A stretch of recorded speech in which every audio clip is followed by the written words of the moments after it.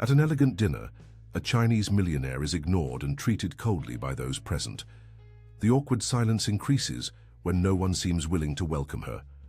Suddenly, the daughter of a simple waitress reveals something unexpected by speaking Chinese. And this gesture completely changes how everyone sees the millionaire that night.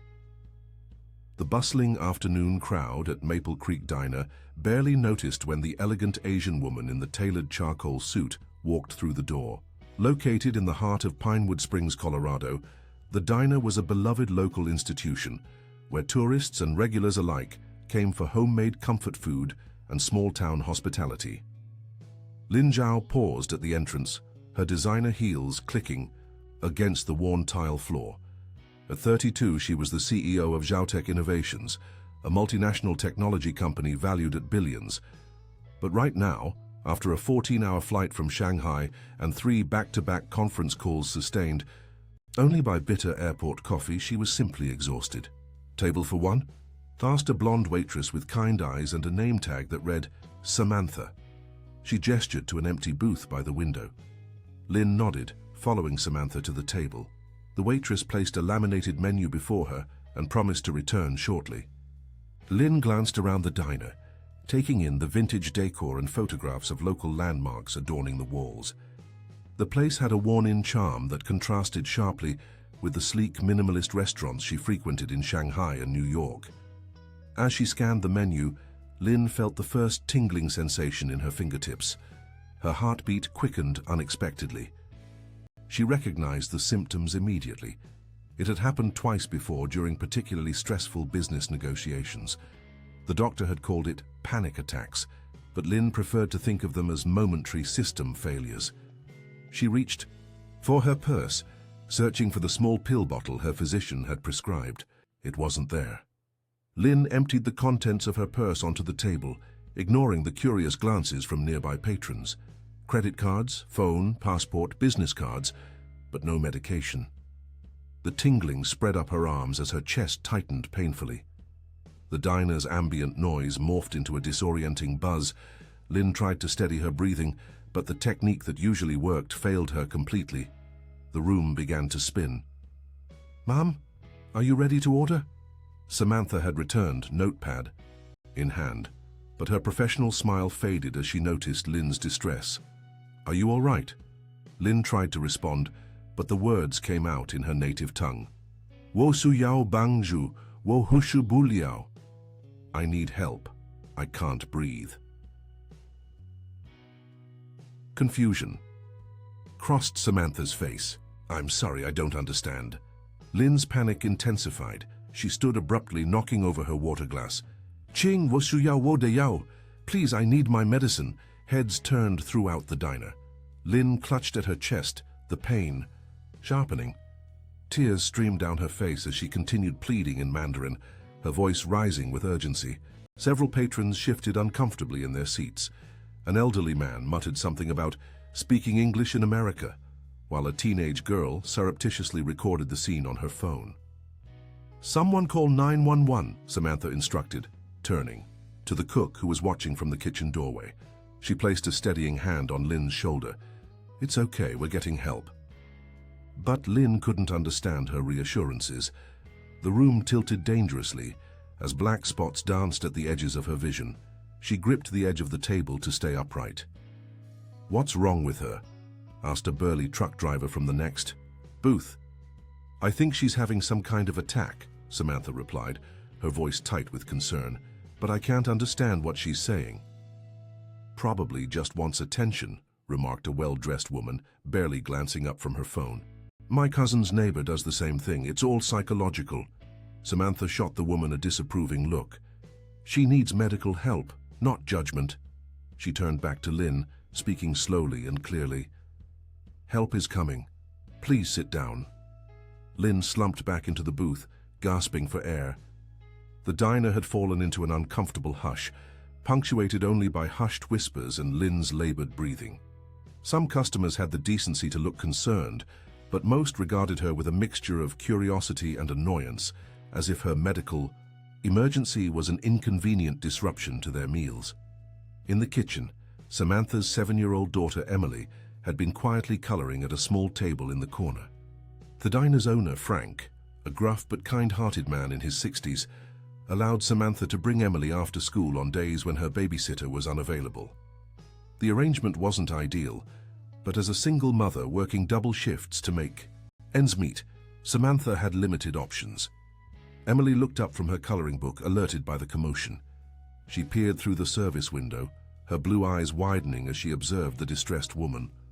While the adults whispered and stared, Emily noticed something different.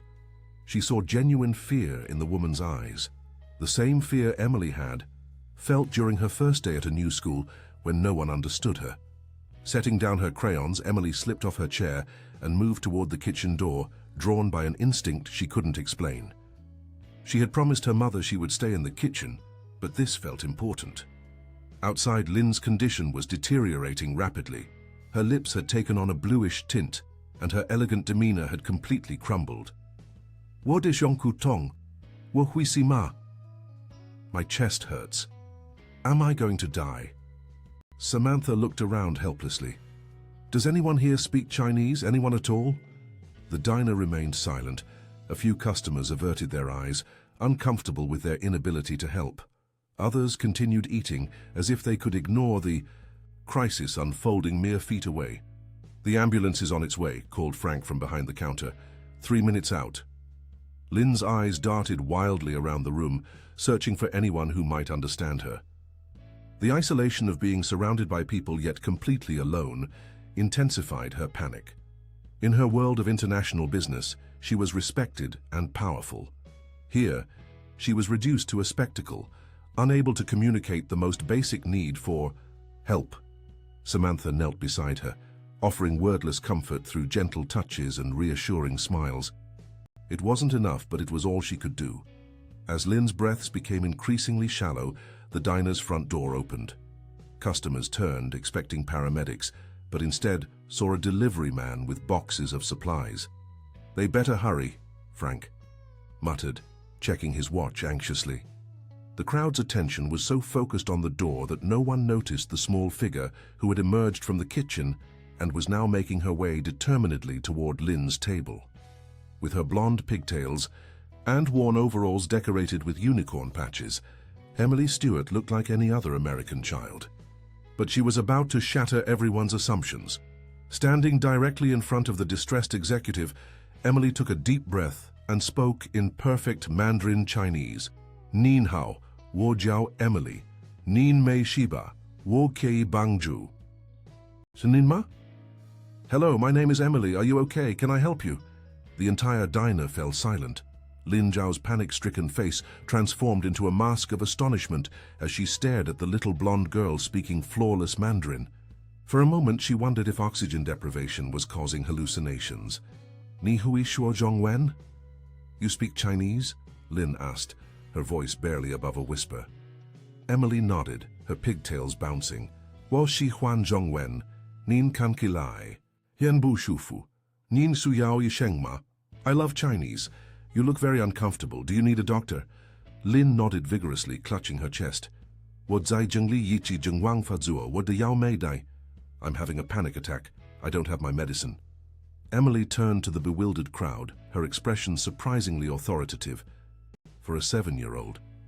"She's having a panic attack. She needs her medicine but doesn't have it. Someone should get her a paper bag to breathe into." Samantha stood frozen, her mouth agape as she stared at her daughter. "Emily? You speak Chinese?" "Yes, Mommy," Emily replied nonchalantly, as if speaking a second language fluently was as ordinary as knowing how to tie her shoelaces.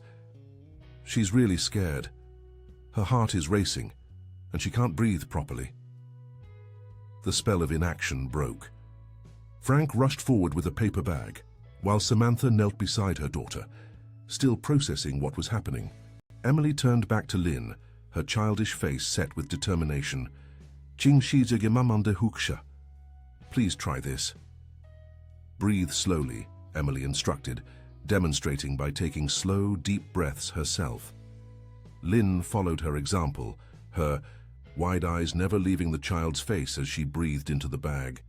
The simple technique gradually helped regulate her breathing, and the crushing pressure in her chest began to ease. Outside, sirens announced the arrival of the paramedics. Two uniformed professionals burst through the diner door with equipment and a stretcher. They moved efficiently toward Lynn, but paused in confusion when they found a small child apparently treating their patient. "She's having a panic attack," Emily explained to the paramedics, switching effortlessly back to English. "Her pulse is rapid. She's experiencing chest pain and hyperventilation. I've started her on controlled breathing with a paper bag." The female paramedic exchanged a surprised look with her partner before addressing Emily. "That's very good assessment, sweetheart. We'll take it from here." As the paramedics began examining Lynn, Emily continued to translate, relaying Lynn's symptoms and medical history with precise medical terminology that stunned everyone listening. She says she has no known allergies, but has experienced panic attacks twice before. The episodes typically last between 15 and 20 minutes. She hasn't taken any medication today except for caffeine. The male paramedic raised an eyebrow. "How do you know all these medical terms in Chinese?" Emily shrugged. "I watch doctor shows online, in Chinese, with subtitles." Samantha placed her hands on her daughter's shoulders, still struggling to process what was happening. "Emily, how long have you been able to speak Chinese?" "About 3 years," Emily replied, her attention still focused on Lynn. "Is she going to be okay?" The female paramedic nodded as she placed an oxygen mask over Lynn's face. "Her vitals are stabilizing. We'll take her to Pinewood Memorial for observation, but she should be fine, thanks to you, young lady." As the paramedics prepared to transport Lynn, the executive reached out and grasped Emily's small hand. "Jexia," she whispered. "Thank you." Emily smiled brightly. "Bukeki. You're welcome." The diner erupted into applause as the paramedics wheeled Lynn out. Customers who had minutes earlier been ignoring or judging the hysterical Asian woman were now praising the amazing bilingual child. The transformation was as swift as it was superficial. After the ambulance departed, Emily found herself surrounded by curious adults peppering her with questions. Samantha, sensing her daughter's discomfort with the sudden attention, intervened. "All right, everyone, show's over. Please return to your meals." She guided Emily back toward the kitchen, her expression a complex mixture of pride, confusion, and concern. In the relative privacy of the kitchen, Samantha knelt to eye level with her daughter. "Emily, why didn't you tell me you could speak Chinese?" Emily examined her sneakers, suddenly shy. "I thought you might think it was weird. Katie at school said I was a freak when she heard me practicing."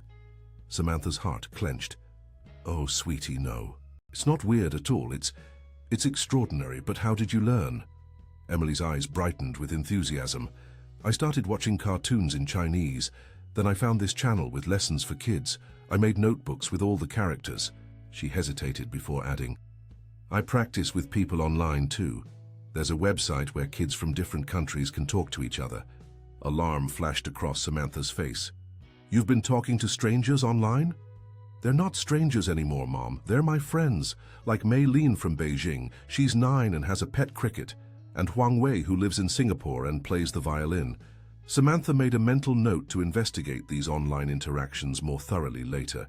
For now, there was a more pressing question. But why Chinese? Why not Spanish or French?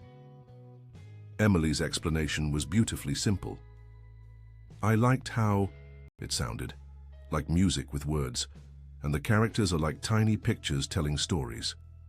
Frank appeared in the kitchen doorway, his weathered face split in a rare grin. "Sam, your kid's the talk of the town already. Mrs. Peterson is calling. Everyone she knows." He winked at Emily. "You're a regular superhero, kiddo." Emily beamed at the praise, but then grew serious. "Is the lady going to be all right?" "The hospital called," Frank replied. "She's stable and resting. Left her business card with instructions to call when you're free."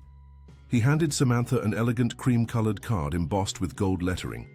Samantha read aloud, "Lin Zhao, Chief Executive Officer, Zhaotech Innovations." Her eyes widened as recognition dawned.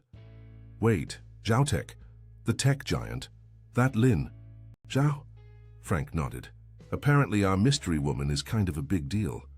Samantha stared at the card in disbelief. Zhao Tech was a household name, their innovative smartphones and artificial intelligence systems revolutionizing the tech industry, and its formidable CEO had been having a panic attack in their modest diner.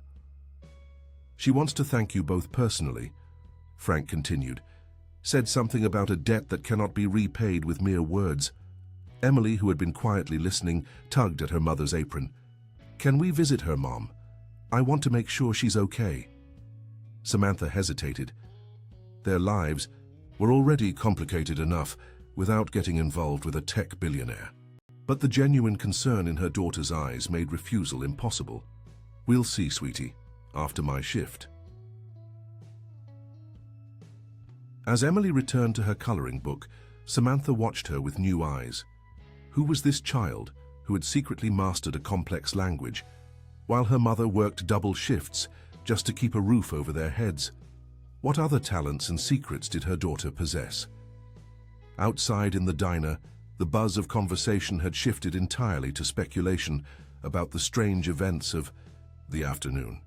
The tech mogul's panic attack had transformed from an inconvenient disruption to an exciting brush with celebrity.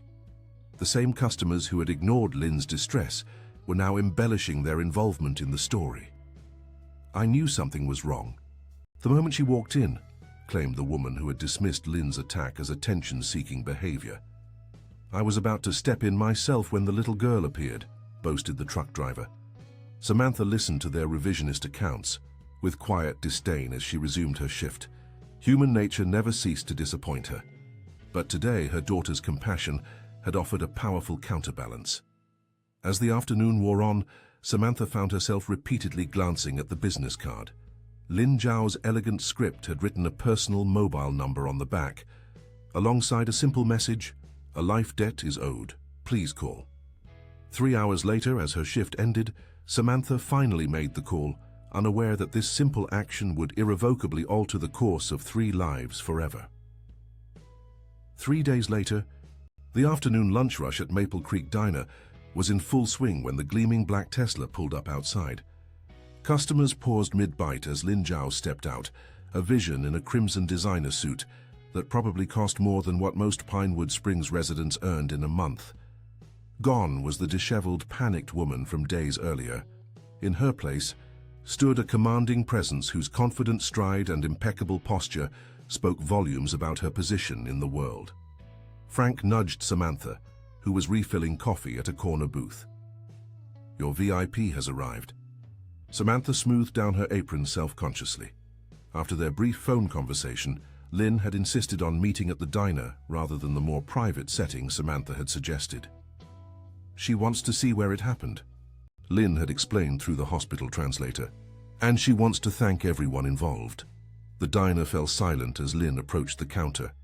Several patrons surreptitiously took photos with their phones, no doubt already composing social media posts about their brush with the famous tech CEO. The irony wasn't lost on Samantha. The same people who had ignored Lin during her moment of crisis were now starstruck by her presence. "Mrs. Stewart?" Lin extended her hand formally to Samantha. Her accent was pronounced, but her English perfectly understandable. "Thank you for agreeing to meet me." Samantha wiped her palms on her apron before accepting the handshake. "Please, call me Samantha. And it's the least I could do after, well, everything that happened." Lin smiled, the gesture softening her otherwise formidable appearance. "Is your remarkable daughter here as well?"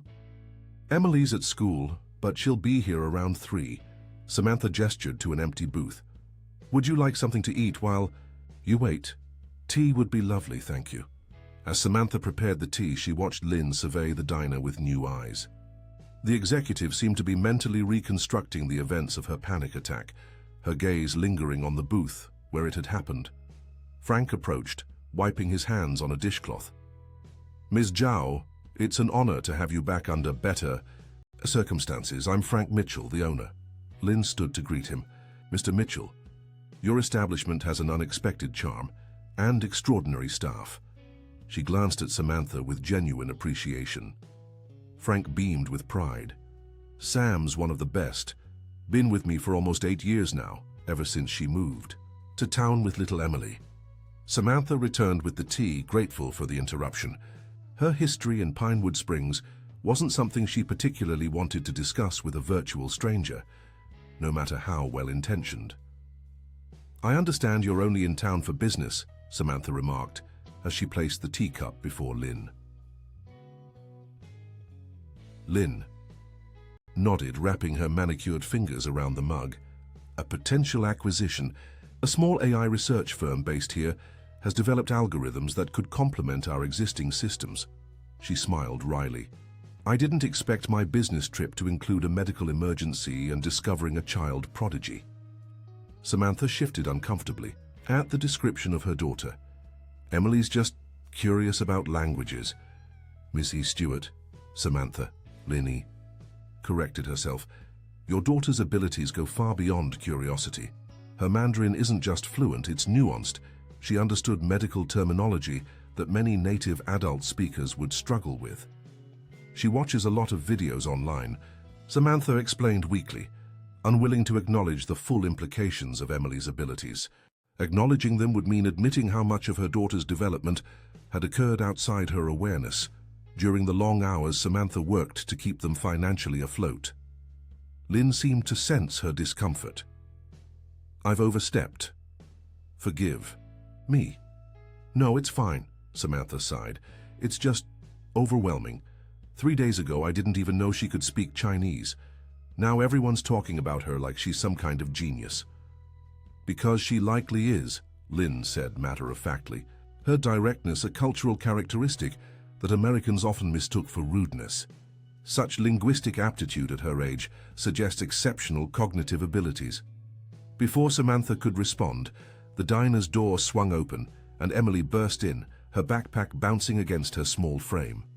School had let out early for a teachers' meeting. Her face lit up when she spotted Lynn. "Nin hao, Zhao Nushi." "Hello, Miss Zhao," Emily called out, rushing over with none of the hesitation an adult might show toward a powerful CEO. Lynn's formal demeanor melted instantly. She responded in rapid Mandarin, and soon the pair were engaged in animated conversation that left the rest of the diner's occupants, including Samantha, completely lost. Emily giggled at something Lynn said, then turned to her mother. "Mom, Ms. Zhao says I speak better Chinese than some of her employees who've been studying for years." Samantha smiled tightly, torn between pride in her daughter and a strange sense of exclusion from this new aspect of Emily's life. "That's wonderful, sweetie." Lynn, perceptive to the undercurrents, switched back to English. "Your daughter has been telling me about her self-directed language studies. It's quite remarkable." Emily bounced on her toes. "I showed Ms. Zhao pictures of my notebooks on your phone, Mom. She says my character writing is really good for someone who taught themselves." Samantha raised an eyebrow. "You showed her my phone?" "You were getting more coffee for table 6, Emily explained without a hint of remorse. "Ms. Zhao asked to see my study materials." Lynn had the good grace to look slightly embarrassed. "I hope you don't mind. Professional curiosity. At Zhao Tech we're developing language learning applications, and Emily's methods are illuminating." Samantha waved it off, though the casual invasion of privacy bothered her more than she let on. "It's fine. Emily's very proud of her work." Lynn observed the subtle tension between mother and daughter with keen interest. After a moment's consideration, she reached into her designer handbag and withdrew a sleek envelope. "I came here today with a purpose," she announced, her tone shifting to what Samantha imagined was her boardroom voice. "I wish to express my gratitude for Emily's intervention, which the doctor confirmed likely prevented a more serious medical outcome." Emily beamed at the praise, but Samantha tensed. She'd encountered enough wealthy people during her years of service work to recognize the prelude to charity. While their family's financial situation was far from ideal, Samantha maintained fierce pride in her independence. Lynn continued, seemingly oblivious to Samantha's discomfort. "Inside this envelope is an opportunity, not a handout." She placed the envelope on the table and slid it toward Emily. It's an invitation to attend our Jiaotech Young Innovators program this summer. All expenses paid, of course. Emily's eyes widened. Really? What's that? A 3-week educational experience for exceptional children, hosted at our campus in Silicon Valley, Lynn explained. Participants explore various aspects of technology, language, and innovation under the guidance of leading experts. Samantha interjected before Emily's excitement could build further. That's incredibly generous, Ms. Zhao, but Lynn, please, the CEO corrected gently. Lynn, Samantha acknowledged, but Emily has summer commitments here, and I couldn't possibly take that much time off work to accompany her. Lynn's expression remained impassive. The program includes accommodations for parents, and regarding work, she glanced pointedly around the diner. Arrangements could be made. The implication that Lynn could simply solve Samantha's work obligations with money or influence rankled. I appreciate the offer, but... Mom, can I at least look at the brochure? Emily interrupted, her fingers already inching toward the envelope. Samantha relented with a sigh. Go ahead. As Emily eagerly explored the program materials, Lynn lowered her voice. Miss Stewart, I understand your reservations, but consider this. Your daughter taught herself a language considered among the most difficult for English speakers. Theta Master. She did this alone, without formal instruction or encouragement. Imagine what she might accomplish with proper support. The words struck a nerve. Samantha had always known Emily was bright. Her teachers consistently praised her quick mind and insatiable curiosity, but the full extent of her potential had never been so starkly presented. I don't want her to feel like a specimen under a microscope, Samantha murmured, watching Emily's face glow with excitement as she pored over the glossy brochure. Lynn followed her gaze. Neither do I, but I also don't want her light dimmed because of circumstances beyond her control. She paused, choosing her next words carefully. My father was a factory worker in a small village. Had my mathematical abilities not been recognized by a visiting professor, I might have followed the same path. The personal revelation offered so simply caught Samantha off guard. The woman across from her wasn't just a wealthy CEO, she was someone who understood the transformative power of opportunity. I need time to think about it, Samantha finally said. Lynn nodded, satisfied with the small victory. Of course. The program begins in 6 weeks. Take all the time you need, until then. She rose gracefully, placing several crisp bills on the table that would have covered a month of meals. For the tea, she explained, waving away Samantha's protests. Emily looked up from the brochure. You're leaving already? I have a meeting with the acquisition target in 30 minutes, Lynn confirmed, but perhaps you and your mother would join me for dinner tomorrow evening. We could discuss the program further. Before Samantha could formulate a polite refusal, Emily enthusiastically accepted. We'd love to, wouldn't we, Mom? Trapped by her daughter's expectant gaze, Samantha nodded reluctantly. That would be nice. Lynn's smile contained a hint of triumph as she exchanged goodbyes with Emily in Mandarin. At the door, she turned back to Samantha. 7 o'clock at La Maison in the Grand Pinewood Hotel. I'll send a car. As the sleek Tesla pulled away from the curb, Samantha slumped into the booth beside her daughter, wondering what she had just gotten them into. Emily clutched the brochure to her chest, eyes shining. Mom, this is so cool. They have robotics, and AI workshops and Mandarin immersion classes and... Emily, Samantha interrupted gently, you understand this isn't a done deal, right? We need to talk about this seriously. Emily's excitement dimmed slightly. But why? Don't you want me to learn more? The question pierced Samantha's heart. Of course I do, sweetie. But there's a lot to consider. We can't just drop everything because a wealthy woman offers us something shiny. Emily's brow furrowed in that way that made her look far older than her 7 years. This isn't about the shiny thing, Mom. It's about finding my people. She paused, her next words striking with unexpected force. Sometimes I feel like nobody. Here gets me, not even you. The raw honesty left Samantha speechless. As Emily returned to studying the brochure, Samantha caught Frank watching them from behind the counter, his expression unreadable. What neither Samantha nor Emily could know was that Lin Zhao, now sitting in her car outside, was making a phone call that would set in motion events beyond any of their imaginations. Schedule the cognitive assessments, Lynn instructed her assistant in Mandarin, and find everything you can about Samantha and Emily Stewart of Pinewood Springs, Colorado. She paused, watching Emily's animated face through the diner window. There's something about this child that seems familiar. The Grand Pinewood Hotel stood in stark contrast to the rustic charm of the surrounding town. Its modern glass facade reflected the mountain sunset as the sleek black car pulled up to the entrance. Samantha tugged self-consciously at the hem of her only cocktail dress, a navy blue number she'd worn to her cousin's wedding 3 years ago, while Emily bounced excitedly beside her in a floral dress hastily purchased that afternoon. "Remember your manners," Samantha whispered as they were escorted through the lobby. "And don't monopolize the conversation in Chinese. It's rude to exclude people." Emily rolled her eyes with the particular exasperation unique to children who feel unfairly constrained by their parents. "I know, Mom. I'm 7, not a baby."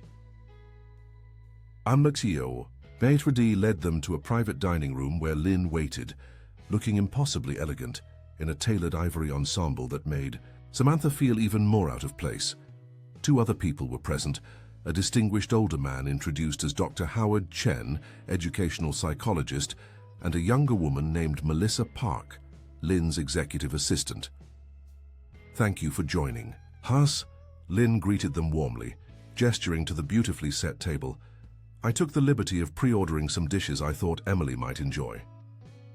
Dinner proceeded pleasantly enough, with conversation flowing easily between topics of Pinewood, Springs history, and Emily's school experiences.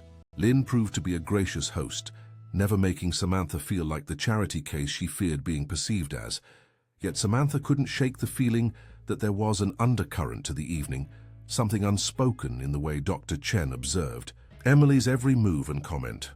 Her suspicions were confirmed when after dessert Lynn gently suggested that Emily might enjoy seeing the hotel's koi pond in the courtyard garden with Melissa, leaving the adults to discuss boring business. As soon as Emily was out of earshot, Lynn's demeanor shifted subtly. "Samantha, I hope you'll forgive the slight deception. This dinner isn't merely social." Dr. Chen pulled a folder from his briefcase. "Mrs. Stewart, after hearing about your daughter's linguistic accomplishments, I took the liberty of reviewing her academic records." Samantha stiffened. "You did what? Those are private. Public school records are accessible to educational researchers under certain conditions," Lynn interjected smoothly. "No laws were broken, I assure you." "That doesn't make it right," Samantha countered, her discomfort morphing into indignation. "Dr. Chen continued as if the exchange hadn't happened. "Emily's standardized test scores are consistently in the 99th percentile, despite what her teachers describe as occasional disengagement in class. This, combined with her self-taught mastery of Mandarin, suggests she may be what we call profoundly gifted." Samantha's anger deflated slightly. "She gets bored easily. Her teachers say she daydreams." "Classic signs," Dr. Chen nodded. "Highly gifted children often disengage when not sufficiently challenged. What appears as inattention is actually a mind-seeking stimulation." Lynn leaned forward, her expression earnest. "Samantha, children like Emily are incredibly rare. Their minds work differently. Traditional educational settings can actually inhibit their development. And I suppose your summer program is the answer?" Samantha asked, unable to keep the skepticism from her voice. "It would be a start," Lynn acknowledged, "but I'm proposing something more comprehensive. With your permission, we'd like Emily to undergo a full cognitive assessment." "You want to test her, like a lab experiment?" Dr. Chen smiled reassuringly. "Nothing so clinical. These assessments are designed to be engaging for children. Emily would likely experience them as interesting puzzles or games. And what would these tests tell us that we don't already know? She's smart. She picks things up quickly." "They would give us a quantifiable measure of her abilities," Lynn explained, "which would help determine the most appropriate educational interventions." Samantha's protective instincts flared. "So you can turn her into some kind of prodigy showcase for your company?" Lynn's expression hardened slightly. That's unfair, Samantha. My interest in Emily stems from genuine concern for her development, not corporate PR. An uncomfortable silence fell over the table. Samantha stared into her water glass, conflicted. Part of her wanted to grab Emily and retreat to the comfortable predictability of their modest life. Another part wondered if she was standing in the way of her daughter's potential. Why? She finally asked, looking directly at Lynn. Why this interest in my daughter? There must be thousands of gifted children in America. Something flickered across Lynn's face, an emotion Samantha couldn't quite identify. Let's just say I recognize something in Emily that resonates with me. An intellect without proper nurturing is like a rare flower planted in poor soil. It may survive, but it will never truly flourish. Before Samantha could respond, Emily burst back into the room, her cheeks flushed with excitement. Mom, the koi are huge, and Melissa showed me how to make them come to the surface by tapping the water gently. The adults quickly shifted to more casual conversation, but the tension lingered. As the evening concluded, Lynn handed Samantha another envelope. The details of the assessment should you decide to proceed. No pressure, but I believe it could be illuminating for both you and Emily. In the car ride home, Emily chatted enthusiastically about Lynn's stories of growing up in Shanghai and her promises to send books in Mandarin. Samantha listened with half an ear, her mind still processing the evening's revelations. Mom? Emily's voice cut through her thoughts. You're being really quiet. Did you not have fun? Samantha forced a smile. It was very nice, sweetie. Just a lot to think about. About the summer program? Can I go? Please. Samantha sighed. We'll see. Let's talk about it tomorrow. The following morning, after dropping Emily at school, Samantha found herself parked outside the Pinewood Springs Public Library. With trembling fingers, she opened the envelope Lynn had given her. Inside was information about cognitive assessments, along with a consent form for Emily to be tested the following Saturday. Making her decision, Samantha entered the library and approached the reference desk. Do you have any books on gifted children, specifically on supporting them? 2 hours.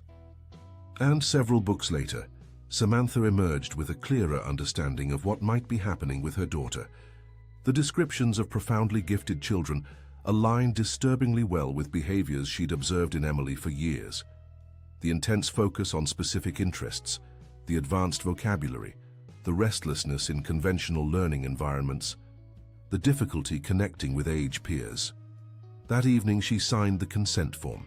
Saturday arrived with Emily bubbling over with excitement about the special puzzles she would get to solve. The assessment took place in a comfortable suite at the Grand Pinewood Hotel, transformed into a child-friendly testing space with colorful furnishings and plenty of breaks for snacks and movement. Samantha watched through a one-way mirror as Dr. Chen guided Emily through a series of increasingly complex tasks. Her daughter's face remained animated and engaged throughout the 4-hour process, showing no signs of the fatigue or frustration Samantha had anticipated. She's remarkable, Lynn commented, suddenly appearing beside Samantha at the observation window. Look at how she approaches each problem, methodically but with creative leaps. Samantha startled slightly, not having heard the CEO enter. She seems to be enjoying herself. The best learning always feels like play. Lynn's voice held a note. There's something like nostalgia. I remember when I was first given challenging mathematical problems as a child. It felt like someone had finally handed me the right instrument after years of trying to play music on the wrong one. Samantha studied Lynn curiously. You see yourself in her, don't you? Lynn didn't answer directly. Instead, she said, Did you? No, I was twice Emily's age before I encountered English. Yet she's mastered Mandarin in a fraction of the time, without immersion or formal instruction. What are you saying? That her gift may exceed even my initial estimation. Lynn hesitated, then added, There's something else I'd like to discuss with you, but not here. Perhaps dinner tonight after Emily is asleep. I can come to your home if that's more comfortable. The unusual request raised Samantha's suspicions, but curiosity won out. 8 o'clock. Later that afternoon, Dr. Chen presented the preliminary results. Emily's cognitive abilities test in the exceptionally gifted range, an IQ above 180, which places her in the top 0.001% of the population. He flipped through his notes. Her linguistic abilities are particularly extraordinary, in the 99.9th percentile. She shows remarkable pattern recognition, abstract reasoning, and memory retention.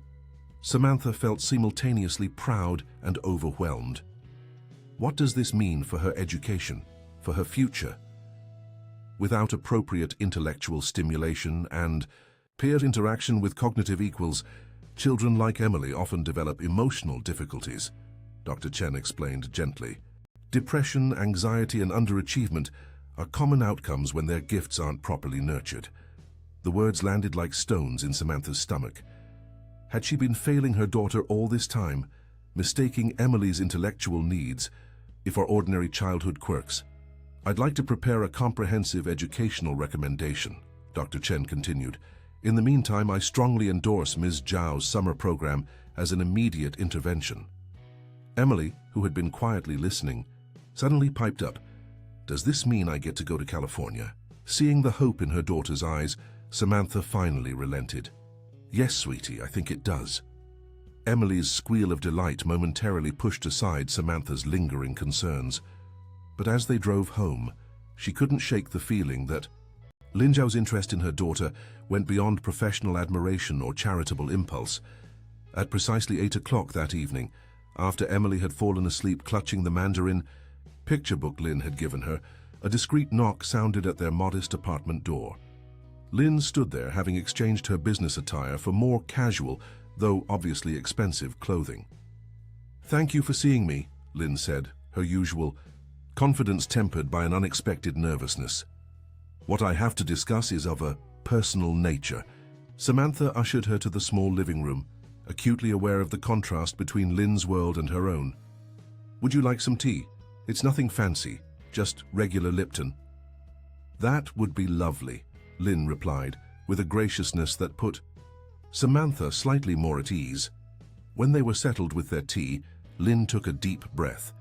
"Samantha, have you ever heard of a man named Robert Mitchell?" The teacup in Samantha's hand froze midway to her lips. "Robert Mitchell," she repeated, her voice barely audible. Lin nodded, studying Samantha's reaction with keen interest. "I'll take that as a yes." Samantha carefully set down her cup, her hands suddenly unsteady. "He's Emily's father. But how do you know about him?" Lin finished. 7 years ago, I spent 3 months in Boston, negotiating Zhaotech's first major American partnership. Robert was part of the legal team, representing our potential partners. The revelation struck Samantha like a physical blow. Her mind raced, calculating dates and possibilities. "You knew Robert?" "More than knew him." Lin's voice softened with unexpected vulnerability. "We became involved, romantically." Samantha stood abruptly, needing physical distance as the implications crashed over her. "That's impossible." "Robert and I were together 7 years ago. We lived together in Boston until..." She stopped, unwilling to revisit that painful chapter. Lin remained perfectly still, her composure a stark contrast to Samantha's agitation. "Until he disappeared without explanation, 3 days after our relationship ended. The timing was too precise to be coincidence." Samantha sank back onto the couch, her legs no longer able to support her. "He left a note saying he was returning to his wife and family in Chicago, that he couldn't continue our relationship, knowing he had responsibilities elsewhere." Her voice cracked. "I was 8 weeks pregnant." "He had no wife in Chicago," Lin stated flatly, "or anywhere else. He told me our relationship had to end because he needed to focus on his career advancement." Samantha laughed bitterly. "Well, he certainly gave us different stories. I don't believe either story was his." Lin's expression darkened. "Robert wasn't the type of man to abandon responsibilities or prioritize career over genuine connection. Someone intervened." "What are you saying?" Lin hesitated before continuing. "The weekend before Robert disappeared, I made a critical error. I called him from my personal phone while at my father's estate in Shanghai. My father, a traditional man with enormous influence and rigid expectations, overhead enough to realize I was involved with an American lawyer. Understanding began to dawn on Samantha. You think your father separated us, both of us?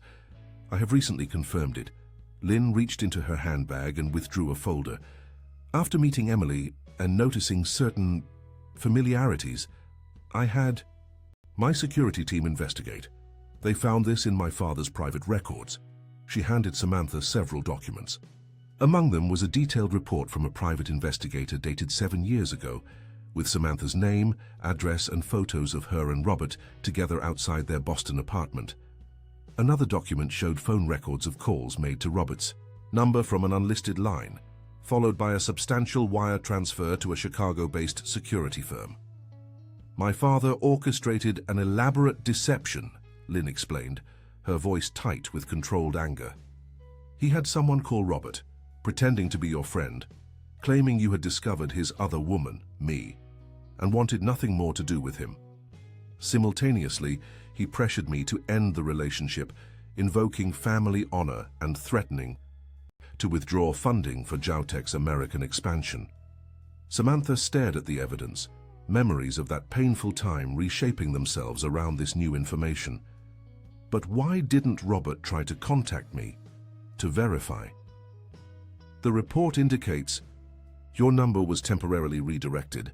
Any calls he made would have gone to voice messages recorded by the security firm. Lynn's expression reflected genuine regret. By the time either of us might have discovered the manipulation, you had moved away from Boston, and I had returned to Shanghai. Samantha pressed her fingers to her temples, trying to process the revelation. I can't even... I understand the shock, Lynn said gently. I felt the same when I uncovered the truth. A thought suddenly struck Samantha.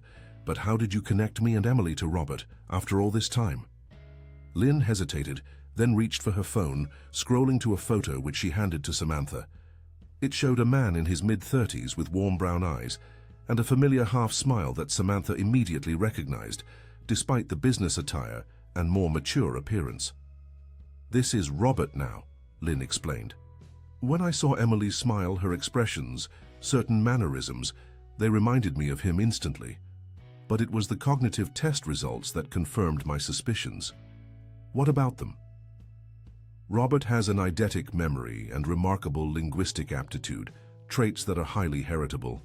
When Emily displayed similar gifts, particularly with language acquisition, I began to wonder. Samantha stared at the photo, emotions warring within her. The man who had haunted her memories for 7 years, whose features she sometimes caught, glimpses of in Emily's expressions, was real and alive and connected to Lin Zhao of all people. Where is he now? She finally asked. Seattle. He works for a technology law firm under the name Richard Monroe. He changed his identity shortly after leaving Boston. He's been hiding all this time from what? Lynn's expression hardened. My father's influence extends far beyond China. Robert likely feared professional retaliation. The legal world is small, and my father's connections extensive. A terrible thought occurred to Samantha. Does he know about Emily? Did he know I was pregnant when he left? No, Lynn assured her. The investigator's report makes no mention of your pregnancy. And Robert has been searching for you, Samantha, for years. What? How do you know that? Lynn produced another document. My security team found these in his personal files. Missing person inquiries for Samantha Davidson, your maiden name. But I changed back to Stewart after Emily was born, Samantha murmured. And we moved to Colorado to stay with my aunt until I got on my feet. Which explains why his searches never found you. Lynn paused. He's been looking for a woman and child who legally don't exist under the names he knew. Samantha stood again, pacing the small living room as the implications of Lynn's revelations settled over her. Why tell me this now, after all these years? Lynn set down her teacup, her movements deliberate. Because Emily deserves to know her father, because you deserve to know the truth, and because, she faltered, showing vulnerability for the first time, because I owe a debt that cannot be repaid with summer programs or educational opportunities. A debt. My father's actions destroyed 3 lives to preserve his antiquated notions of family honor. I unknowingly benefited from that destruction, while you and Robert suffered. And Emily... Lynn glanced toward the hallway where the child slept. Emily grew up without her father because of my family's intervention. Samantha leaned against the wall, suddenly exhausted. What am I supposed to do with this information? Call up a man who's been living under a false name for 7 years and say, "Surprise, you have a daughter." That decision is entirely yours. Lynn acknowledged. I can arrange a meeting if you wish, or you can take time to process this information. But there's one more thing you should know. What's that?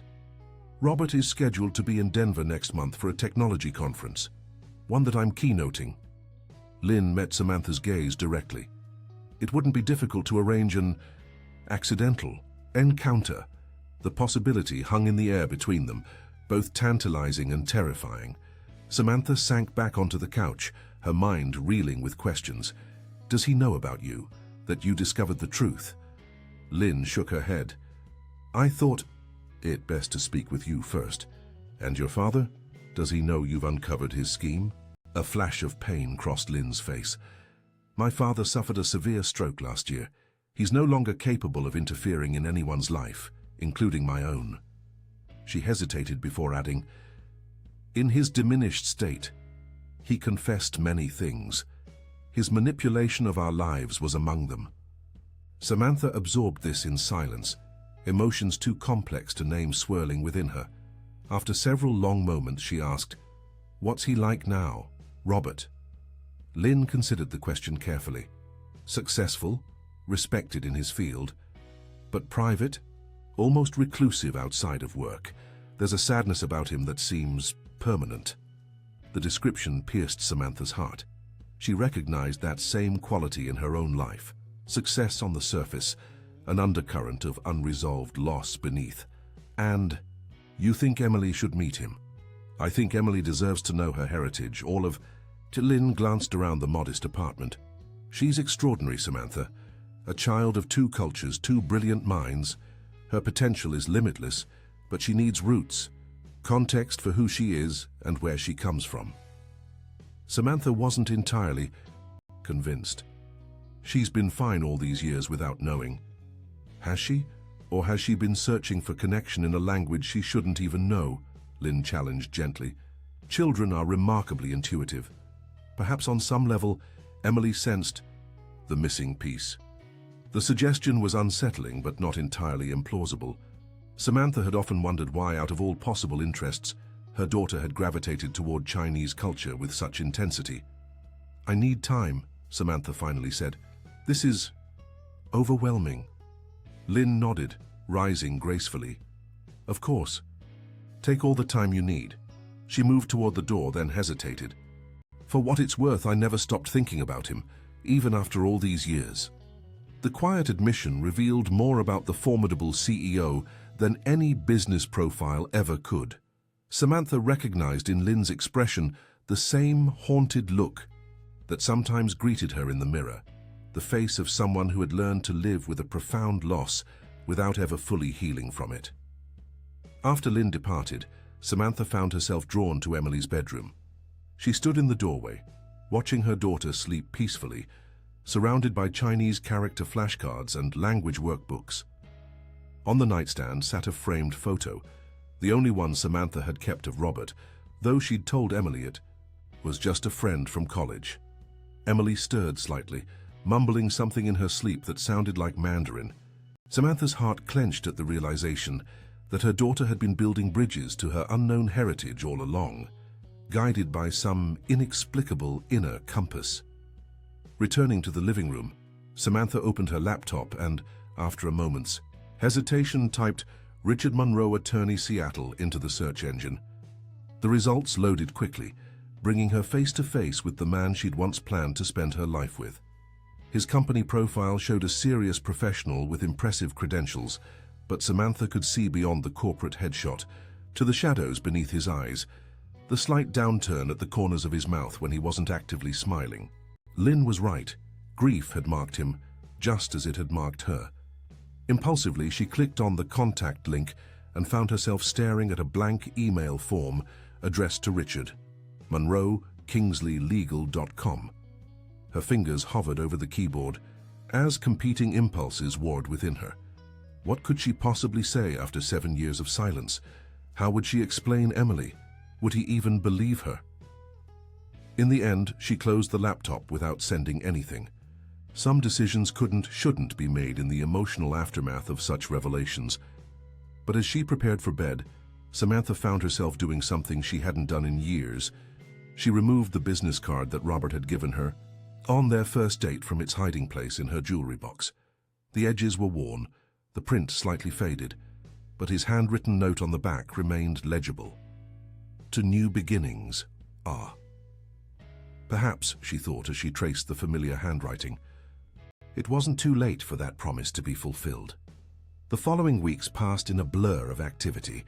Emily began remote preparation for the Zhaotech summer program, connecting with tutors via video conference and devouring the preliminary materials Lynn had sent.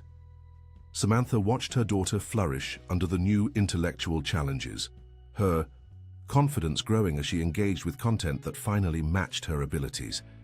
Meanwhile, Samantha's thoughts repeatedly returned to Robert, or Richard, as he now called himself. Each night after Emily went to bed, she found herself reviewing the evidence Lynn had provided, piecing together the elaborate deception that had separated them years ago. "You've been distracted lately," Frank commented one afternoon as Samantha mechanically refilled salt shakers. "Everything okay with the summer program stuff?" "It's fine," she replied automatically. Then, needing to confide in someone, she added, "Frank, do you believe people can reconnect after years apart? That some relationships are meant to find their way back?" Frank wiped down the counter thoughtfully. "My Eleanor and I broke up for 2 years before we got married. Her parents didn't approve of a diner cook." He smiled sadly at the memory of his late wife. "Sometimes the universe has its own timeline for bringing people together." Samantha nodded, finding unexpected comfort in his words. "What if there are complications? Big ones?" "Like a child?" Frank raised an eyebrow knowingly. Samantha stared at him in surprise. "How did you—" "I've watched Emily grow up, Sam. She doesn't look much like you except around the eyes. And you never talk about her father." He shrugged. "Figured there was a story there." "There is," Samantha admitted. "A complicated one that just got more complicated." Before she could elaborate, the diner's door chimed and Lin Zhao entered, drawing the now familiar stares and whispers from the lunchtime crowd. In the week since their extraordinary meeting, the tech CEO had become an increasingly common sight in Pinewood Springs, her visits always coinciding with new developments in Emily's educational plan. "Ms. Stewart," Lynn greeted formally, then softened. "Samantha, might we speak privately for a moment?" Frank nodded toward the back office. "Take 5, Sam. I've got the floor." In the small office, Lynn wasted no time. "The Denver Tech Conference begins next week. Robert, Richard will be attending the regulatory panel on Thursday morning." Samantha's heart raced. "You've been monitoring his schedule?" "I asked my assistant to keep me informed," Lynn corrected gently. "Have you decided what you want to do?" The question had consumed Samantha for weeks. "I still don't know. Part of me wants to tell him everything immediately. Another part is terrified of disrupting Emily's life. She's never needed a father before." "Everyone needs roots, Samantha. Identity, context." Lynn's voice took on a personal quality rarely heard. In her professional interactions, "I grew up without my mother. She died when I was 4. My father refused to speak of her, destroyed her photos, erased her presence from our home. The void shaped me in ways I'm still discovering." Samantha hadn't expected such a personal disclosure. "I'm sorry. I didn't know." Lynn waved away the sympathy. "My point is that absence creates its own presence. Emily may not speak of missing a father, but the gap exists nonetheless."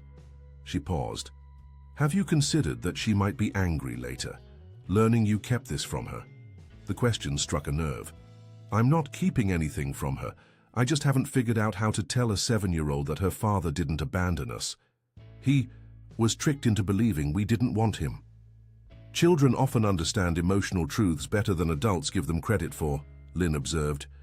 Emily especially.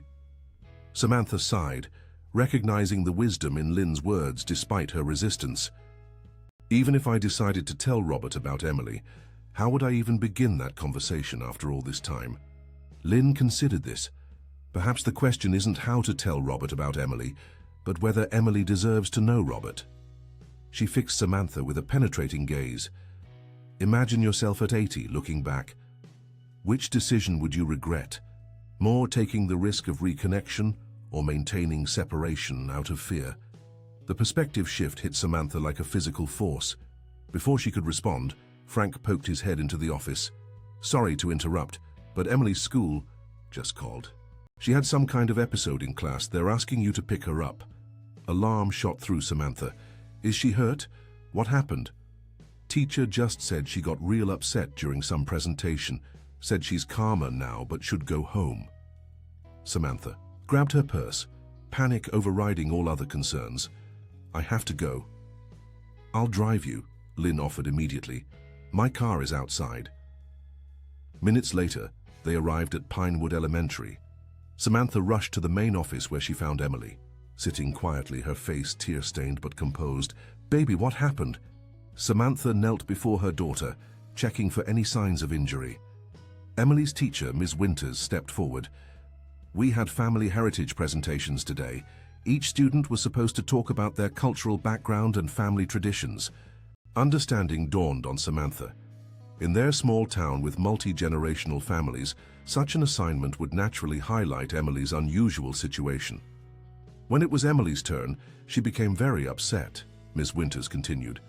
She said she didn't know half of who she was. Emily looked up at Samantha, her eyes reflecting a mixture of confusion and hurt. Everyone else knew where their grandparents came from and had family stories. I only had half a story, Mum. The simple statement broke Samantha's heart.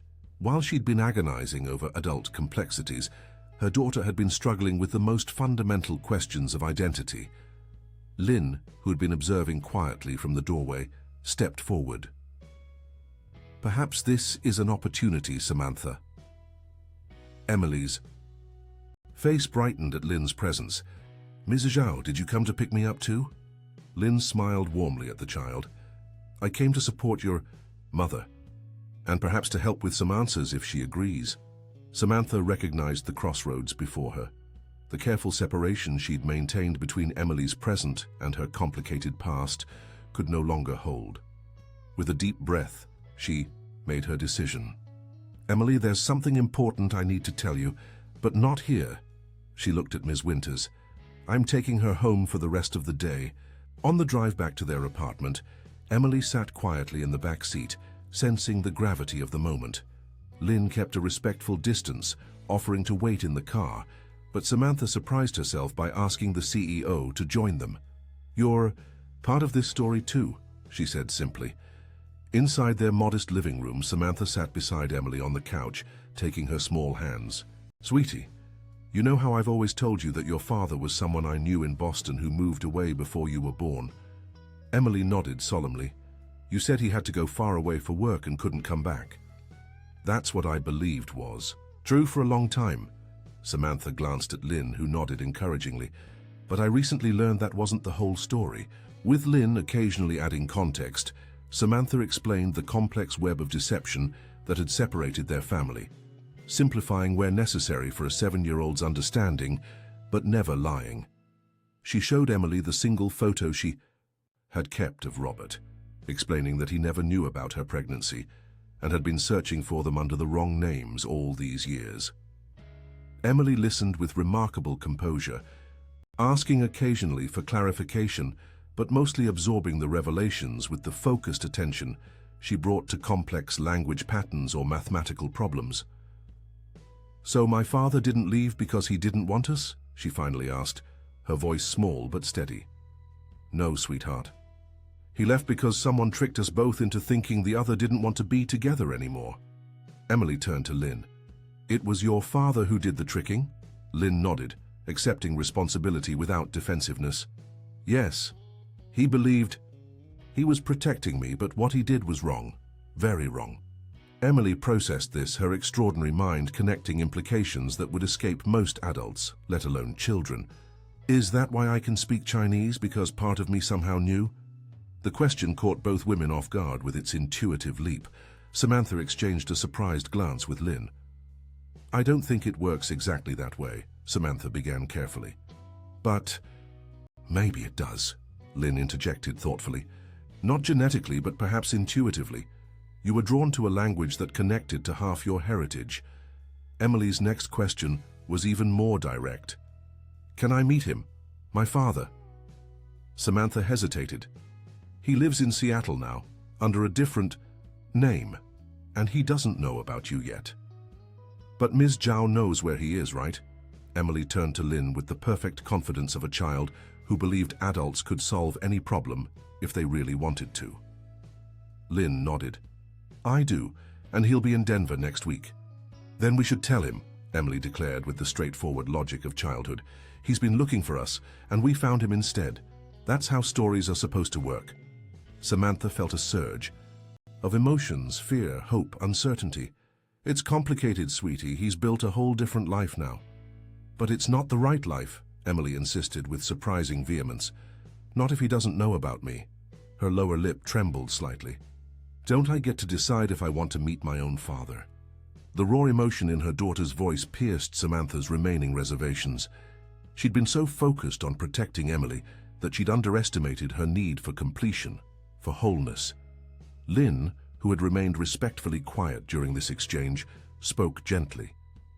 Emily makes a compelling point, Samantha, and she has demonstrated remarkable emotional maturity throughout this conversation. Samantha looked from Lynn to her daughter, seeing the situation with sudden clarity. All these years, she'd thought, she was protecting Emily by maintaining their comfortable, if incomplete, life. But the heritage presentation had exposed the cracks in that facade. Emily needed answers, roots, connection, the very thing Samantha herself had yearned for after her own parents' premature passing. Okay, she finally said, surprised by the steadiness in her voice once the decision was made. We'll go to Denver. Next week, but she cautioned, seeing Emily's expression brighten. I need to talk to your father first, alone. To explain everything. It's going to be a tremendous shock for him. Emily nodded solemnly, accepting the condition. Will Ms. Zhao come with us? The question hung in the air, highlighting the unusual triangle that had formed between the three adults in this story. Samantha turned to Lynn, realizing that despite the extraordinary circumstances of their meeting, she had come to trust and even rely on the CEO's steady presence. That's up to Ms. Zhao, Samantha replied carefully. Lynn's expression softened, with rare vulnerability. If you both want me there, I would be honored to help in any way I can. She hesitated before adding, I owe a debt to all three of you that can never truly be repaid. You don't owe us anything, Samantha countered. You didn't cause what happened. No, but I benefited from it. Lynn's gaze grew distant. While you struggled as a single mother and Robert lived under a false identity, I built my company and my reputation, never knowing the price others had paid for my father's interference. Emily, with her uncanny ability to cut through adult complications, moved to stand before Lynn. You found us, though. You're helping fix it now. That's what matters. The simple absolution, offered without hesitation by a child who had every right to resentment, visibly moved Lynn. She blinked rapidly, her usual composure momentarily cracking. Thank you, Emily, she said softly. Your capacity for forgiveness is remarkable. It's not forgiveness exactly, Emily replied thoughtfully. It's just that staying mad about things that happened before I was born seems like a waste of time. I'd rather focus on what happens next. Samantha marveled at her daughter's wisdom, feeling a surge of pride mixed with humility. Somewhere in the midst of double shifts and financial struggles, this extraordinary little person had developed an emotional intelligence that matched her cognitive gifts. So what does happen next? Samantha asked, looking between Lynn and Emily, the two people who had unexpectedly changed the trajectory of her carefully constructed life. Lynn checked her watch. I believe the next step is confirming Robert's, Richard's, exact schedule. In Denver, my assistant is working on securing that information. She hesitated. Would you like me to arrange accommodations for you and Emily? I can handle that part, Samantha asserted, needing to maintain some independence in the unfolding drama. But thank you. As Lynn prepared to leave, Emily asked one final question that stopped both women in their tracks. After we meet my father, will we all be a family? Or does it not work that way? The innocent query laid bare the complex emotional terrain they were about to traverse. Neither woman had a ready answer. I don't know exactly how it will work, sweetie, Samantha finally admitted. But we'll figure it out together. Emily seemed satisfied with this honest uncertainty. Okay, but I think it could be a good family, even if it's different from other families. After Lynn departed with promises to call the next day with travel details, Samantha sat alone on the couch, Emily having returned to her room to process the day's revelations in her own way. The path ahead seemed simultaneously terrifying and inevitable, like standing at the edge of a precipice, knowing that only by leaping would you discover whether you could fly. She pulled out her phone and, before she could reconsider, typed a simple message to the email address Lynn had provided for Robert. We need to talk. I'll be in Denver next week, it's important. She added her phone number, and after a moment's hesitation, her name, her original name, Samantha Davidson. Her finger hovered over the send button for several heartbeats before she finally pressed it, releasing the message into the digital ether like a message in a bottle cast into an uncertain sea. In her room, Emily had taped the photo of Robert to her mirror, studying it intently as if memorizing the features she shared with this stranger, who was nonetheless half of her genetic makeup. "Wohen gauxing renshini, Baba," she whispered to the image. "I'm happy to meet you, Father." The Mandarin phrase felt right somehow, bridging the cultural gap that had both separated and, paradoxically, connected her parents. With the child's unwavering optimism, Emily was certain that once her father learned of her existence, everything would fall into place. Adults might complicate matters with their fears and hesitations, but in Emily's mind, the equation was simple. Half plus half equals whole. What none of them could have anticipated was that at that very moment, in a Seattle high-rise office, Richard Monroe, formerly Robert Mitchell, was staring at an email notification on his phone, a message from a name he had searched for over 6 long years, a name that still appeared in his dreams. Richard Monroe sat motionless in his corner, office overlooking Seattle's rain-slicked streets, staring at his phone, as if it might detonate. The name in his inbox, Samantha Davidson, had sent an electric shock through his system the moment it appeared. For 6 years, he had searched databases, hired private investigators, and followed every possible lead to find her. Now, with no warning, she had found him instead. "We need to talk. I'll be in Denver next week. It's important." 11 words that shattered the careful facade he had constructed since leaving Boston and his identity as Robert Mitchell behind.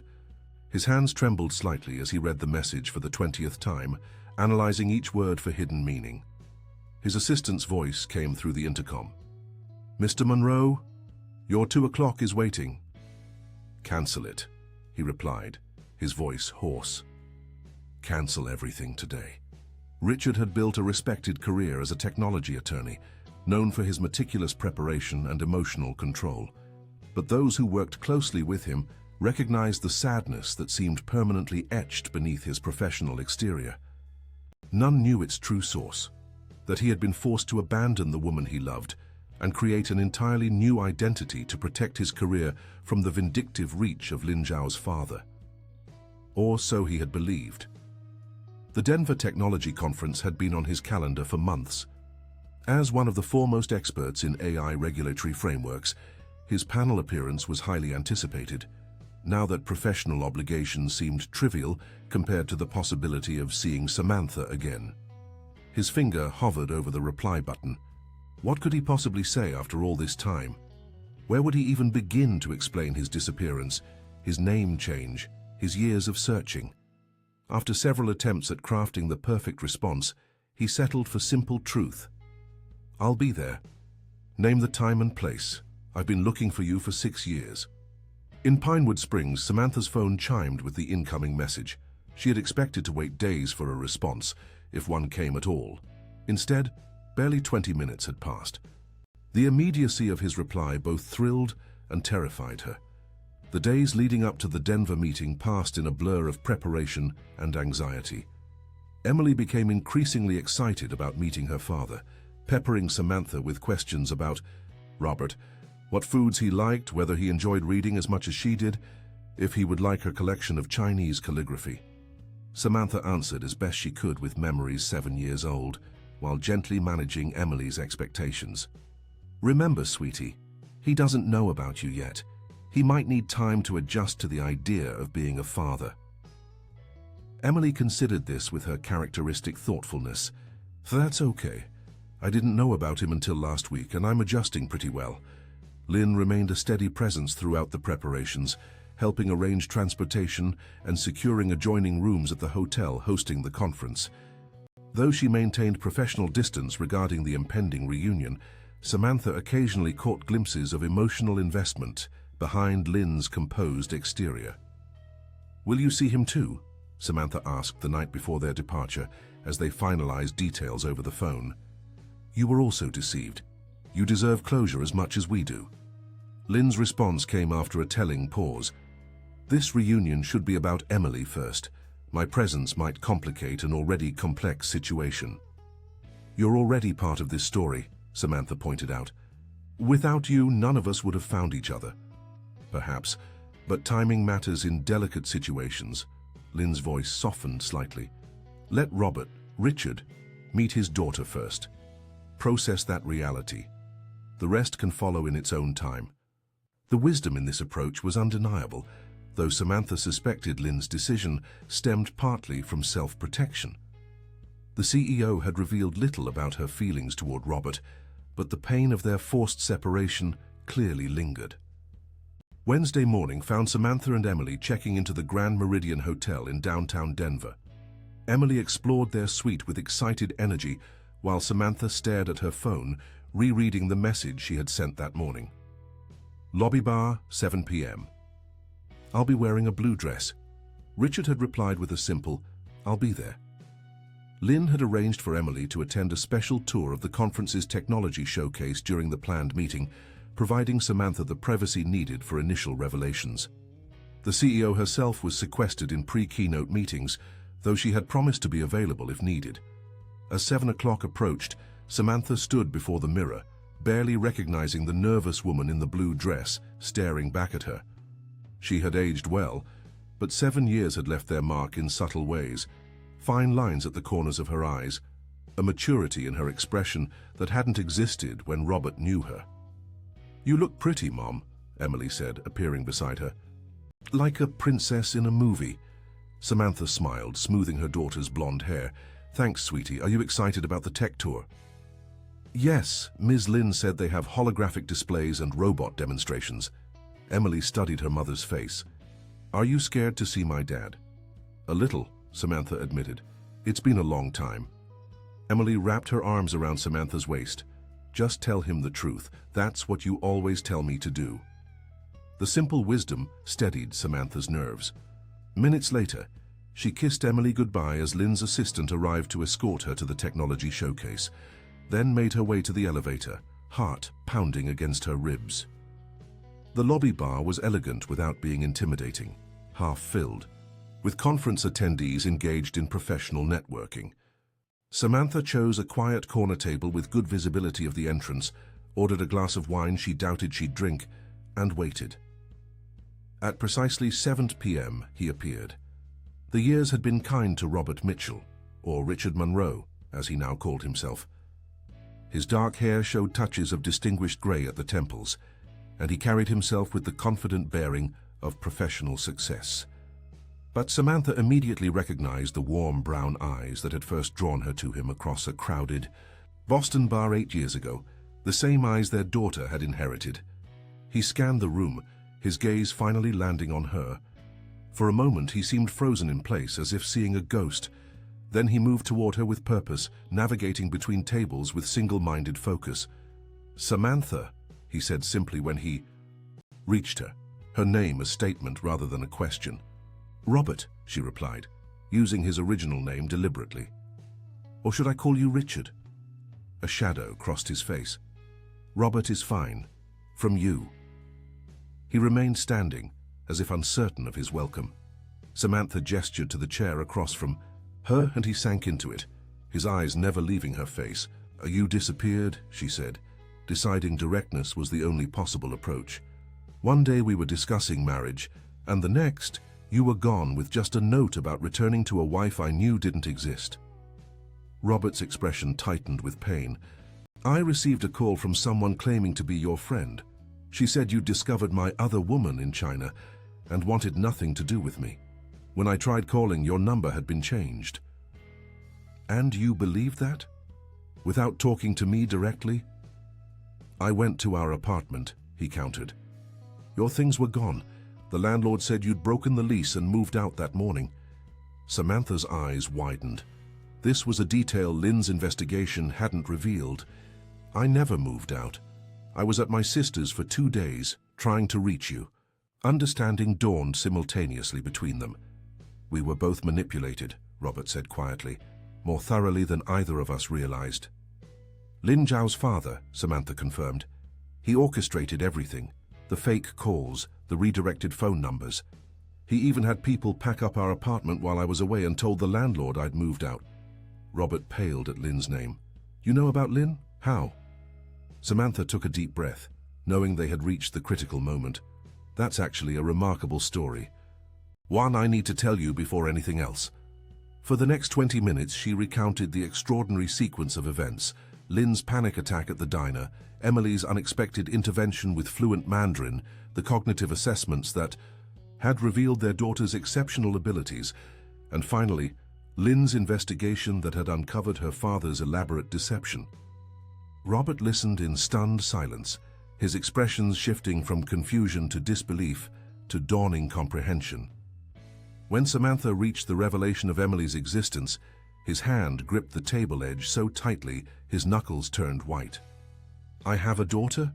he finally managed, his voice barely audible. "A 7-year-old daughter I never knew existed?" Samantha nodded, reaching into her purse for her phone. She pulled up a recent photo of Emily and slid it across the table. Robert stared at the image, his eyes filling with tears. The resemblance was undeniable. Emily had his eyes, his smile, the same slight dimple in her left cheek when she grinned. "She's beautiful," he whispered. "And she speaks Mandarin fluently." "Taught." "Herself starting at age 4, Samantha confirmed. "The linguistic aptitude apparently comes from you." Robert looked up, his expression a complex mixture of wonder, grief, and regret. 7 years. I've missed 7 years of her life." "We both lost those years," Samantha said gently. "But we don't have to lose any more." Hope flickered across his features. "She's here, in Denver. She's at the technology showcase right now. She knows everything, Robert. About you, about Lynn, about what happened. She wants to meet you." He ran a trembling hand through his hair. "When?" "Tonight, if you're ready." Samantha studied his face carefully. "But only if you're certain. She's been remarkably resilient through all these revelations, but she's still a child. I won't risk her being hurt." Robert straightened, a new resolve settling over him. "I've searched for you for 6 years, Samantha. Changed my name to escape Lynn's father's influence, hired investigators, followed every lead, to discover I have a daughter." His voice broke. "Nothing could keep me away, not now, not ever again." The fierce certainty in his voice reassured her. This was still the man she had fallen in love with, principled, determined, caring. "There's one more thing you should know," Samantha said carefully. "Lynn is here too. She's keynoting the conference." Robert tensed visibly. "Has she met Emily?" "She's become an important part of our lives these past few weeks," Samantha acknowledged. "She's the one who connected all the dots, who found you." Complex emotion crossed Robert's face. Not quite anger, but something adjacent to it. She's known about Emily for weeks and didn't contact me immediately. She came to me first, as Emily's mother. Let me decide how to proceed. Samantha reached across the table, touching his hand cautiously. She respected my role as Emily's parent, and she wanted to make sure reconnecting wouldn't bring more pain into our daughter's life. The explanation seemed to temper his reaction. After a moment's consideration, he asked, "Will I see Lynn too?" "That's up to you and her." Samantha checked her watch. "Emily will be finishing the tech tour in about 15 minutes. She's been counting the days until meeting you." Robert took a deep breath, visibly centering himself. "How do we do this? I don't want to overwhelm her." "She's pretty hard to overwhelm," Samantha smiled. "But we'll keep it simple. Just a quiet meeting in our suite. She has about 1,000 questions for you, fair warning." As they rode the elevator to Samantha's floor, Robert asked the question that had clearly been weighing on him. "Does she know why I wasn't there? Does she think I abandoned her?" "She knows the truth," Samantha assured him, "that neither of us abandoned the other, that we were both victims of someone else's manipulation." Relief softened his features. "Thank you for that, for not making me the villain in her story." "You weren't the villain in mine either," Samantha admitted quietly. "I was angry and hurt, yes, but some part of me never fully believed that note. It didn't sound like you." The elevator doors opened, and they walked in silence to the suite door. Samantha paused before using her keycard. "Ready?" Robert nodded, his expression a mixture of terror and anticipation. The suite was empty when they entered. Emily hadn't returned yet. Samantha used the brief reprieve to pour Robert a glass of water, recognizing the signs of emotional overwhelm in his slightly unsteady movements. "She has your eyes," she said softly, "and your memory. She remembers everything she reads or hears. The doctors say it's called eidetic memory." "I've always had that," Robert confirmed. "It made law school easier, but makes it hard to forget painful things." Before Samantha could respond, voices approached in the hallway. Emily chattering excitedly to Lynn's assistant about the technology she'd seen. Then the door opened, and Emily bounded in, her face flushed with excitement. "Mom, they had robots that could—" She stopped abruptly, her eyes landing on Robert.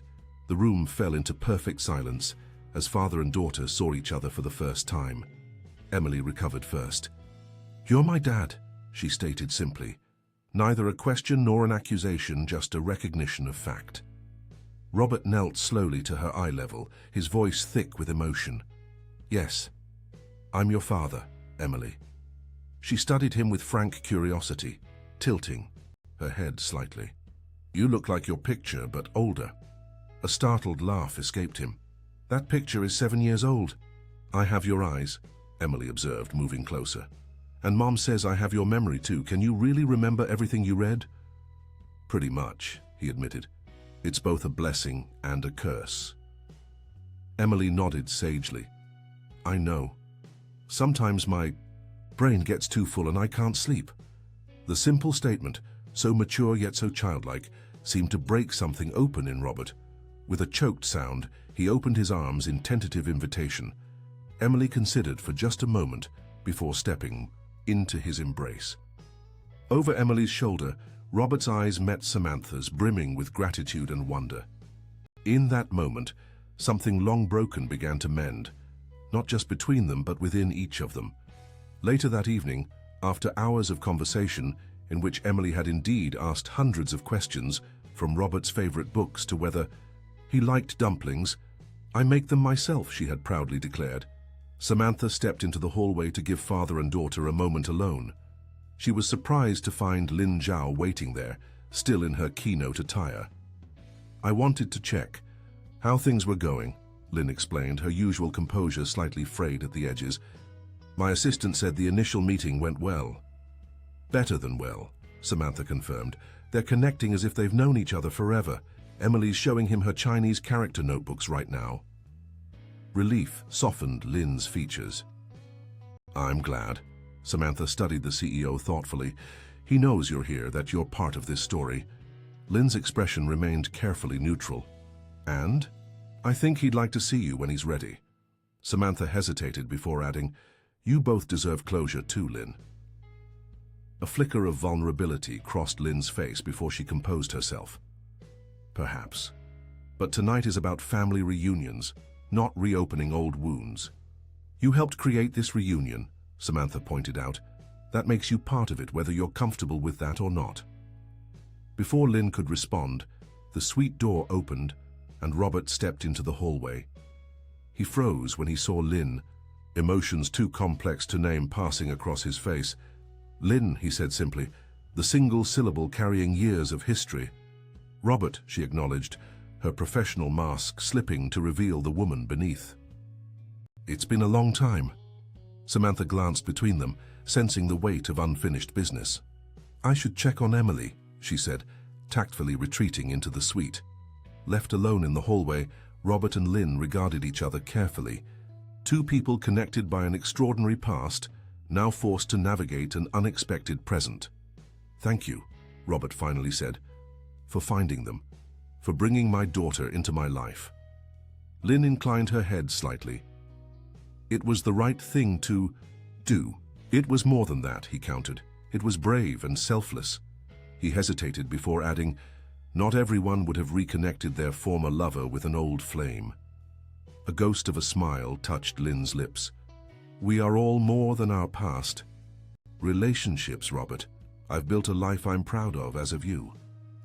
Under a false name hiding from your father's influence, he reminded her, a trace of bitterness in his tone. My father is no longer a threat to anyone, Lynn said quietly. There's daughter. His health has declined significantly. The man who orchestrated our separation is gone in all but physical form. Robert absorbed this, some of the tension leaving his shoulders. I'm sorry to hear that, despite everything. An understanding passed between them, acknowledgement that what was broken couldn't be undone but perhaps could be forgiven. Will you stay in Seattle? Lynn asked, or consider relocating closer to Emily? I'd move tomorrow if it meant being near her, Robert replied without hesitation. Everything else is negotiable. Lynn nodded, unsurprised by his priorities. Your daughter is extraordinary. Robert, brilliant, compassionate, perceptive beyond her years. You have much to be proud of, even in the years you missed. Samantha did that, he acknowledged. Raised her alone, working double shifts at a diner. Regret colored his voice. I should have been there. You would have been had you known, Lynn assured him. Of that, I have no doubt. The simple affirmation, coming from someone who had once known him intimately, seemed to ease something in Robert's expression. Thank you for that, Lynn. She checked her watch reluctantly. I should go. Early meetings tomorrow. Of course. He hesitated before adding, I'd like us to talk more when things settle, about everything that happened, if you're willing. Lynn considered this, then nodded once. I think that would be appropriate, for closure, if nothing else. As she turned to leave, Robert called after her. Lynn, Emily told me she's attending your summer program in Silicon Valley. Yes. Her abilities warrant specialized education. Thank you for giving her that opportunity. His voice softened, and for recognizing her potential when others missed it. Lynn's professional mask slipped again, revealing genuine emotion. She recognized me first, Robert. When no one else would even look at me, I was just returning the favor. With that, she walked toward the elevator, her elegant figure gradually disappearing down the hall. Inside the suite, Emily had fallen asleep on the couch, surrounded by her notebooks and drawings. Samantha was gently covering her with a blanket when Robert returned. She crashed mid-sentence, Samantha whispered with a fond smile. The excitement finally caught up with her. Robert gazed at his sleeping daughter, his expression a mixture of wonder and lingering sadness for the years lost. She's amazing, Samantha. You did an incredible job raising her. She made it easy, Samantha admitted. Even when money was tight or work was exhausting, her brightness made everything worthwhile. She hesitated before asking, Did you and Lynn begin to make peace? I think so. Robert moved to stand beside her, both of them watching their daughter sleep. It's strange how everything has come full circle, all three of us reconnecting because of Emily. She brought us back together, Samantha agreed. First by learning Chinese, then by being brave enough to help when others wouldn't. They stood in comfortable silence, the weight of 7 years' separation gradually giving way to the possibility of a shared future. What happens now? Samantha finally asked, voicing the question that hung between them. Robert turned to face her, his expression earnest. Now I become the father Emily deserves, whatever that takes, relocation, career changes, anything. And us? The question was tentative, acknowledging the complexity of their situation. We were planning a life together once. I never stopped loving you, Samantha, he admitted quietly. Even when I believed you had chosen to end things, I couldn't erase what we had. She searched his face, finding the sincerity she remembered from their time together. I think there's still something there between us, but we're different people now. We'd need to get to know each other again. Robert nodded, understanding the wisdom in her caution. One day at a time, then? For Emily's sake, and our own? One day at a time, she agreed. As if sensing she was being discussed, Emily stirred slightly in her sleep, mumbling something in Mandarin before settling again. Robert smiled, recognizing the phrase. She said complete family in Mandarin, he translated softly. Samantha raised an eyebrow. For you speak Mandarin too. Learned it for business years ago, not nearly as fluently as Emily though. His expression grew thoughtful. It's remarkable, isn't it? How she built a bridge to a heritage she didn't even know she had. Children have wisdom we sometimes forget as adults, Samantha observed. The ability to forgive, to connect, to see possibilities instead of problems. As they continued their quiet conversation late into the night, rebuilding the foundation of understanding that had once connected them, Emily slept peacefully, her dreams filled with images of her newly complete family, unconventional perhaps, with a Chinese CEO godmother figure and parents finding their way back to each other across years of separation, but complete nonetheless. In her sleep she smiled, secure in the knowledge that her brave act of compassion weeks earlier, speaking up when others remained silent, had not only saved Lin Zhao's life, but had ultimately brought her own family full circle, transforming strangers into family through the simple power of connection. Outside, Denver's lights glittered against the night sky, bearing witness to the extraordinary reunion happening in one hotel suite, a reunion that proved some bonds transcend time, distance, and even deliberate separation. Sometimes it takes a child's perspective to remind adults of life's most fundamental truth, that in a world of indifference, simple acts of compassion can reverse years of separation and transform strangers into family. Film de Historia.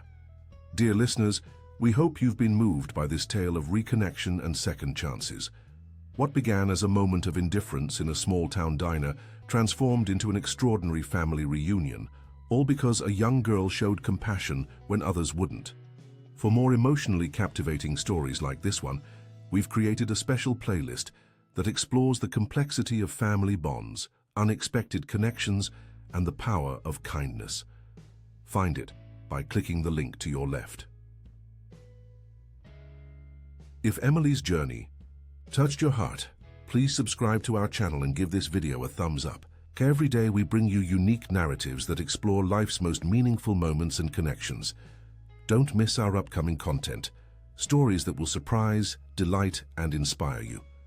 We'd love to hear your thoughts in the comments section. Has someone's unexpected kindness ever changed your life? Share your experiences with our community of storytelling enthusiasts. Until our next story, remember that sometimes the smallest actions create the most profound connections.